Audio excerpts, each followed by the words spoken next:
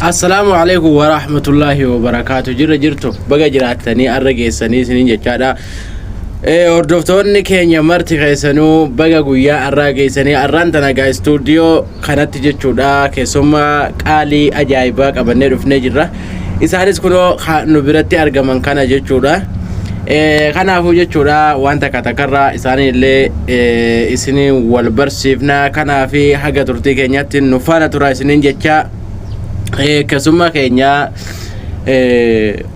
durratti assalamu alaikum wa rahmatullahi wa barakatuhu isiniin jechaadha.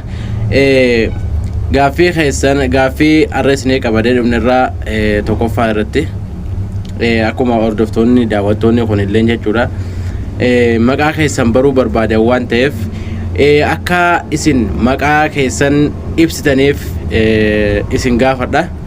سنبودا غرا في اتيانوتي دبرا فليتفضل. وعليكم السلام ورحمة الله وبركاته. اسنين جنات دران درسي اسنين لين خبجان غوتاني بكتنا تيجي جودا خبجا على بريدا في ميدا غادان يرو كيسان ارسا غوتاني نافيرو خيسانيف باي غلطو ماران اسنين جدا باي توكو اسن غلطي فدا Asumaanuu jechuudha hordoftoonni Amaan TV show ka qaxalee keenya kanaadha jechuudha. Sababa isaatiin asirratti walitti qabamne baga guyyaa irraa geessaniin isiniin jechuu barbaada. Akkas jechuudha galatoomaadha. Maqaa keessan maqaan eenyu isiniin jedhani? Maqaa keessan maqaan kiyyaa akkasuma jechuudha maqaan kiyya akkasuma jechuudha kan itti dhaladhe guddina buunoo beddellee naannoo magaalaa aanaa gachii gandee akkanaati garuu bootaan barnootaa san tahuu dhabuu danda'a akkas isiniin jedha. Ayyee eega maqaa nu himtanni maqaa isaanii akkuma isin dhageessan kana hubattanii jirtu jeetii yaada jechuudha. Maqaa isaanii gilsi isinii godhanii jiranii kanaafuu isaan dhiiroo laati isaa isin singiliidha moo dabiliidha waan jedhamus gaaffii baay'ee tokka'aa ture.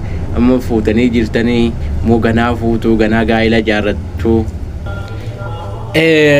isin amma dura singiliidha isin amma dura hin fuune isin amma dura maal hin taane jedhanii waan gaaffii dheeraa nu dhiyeessanii gaaffii san irratti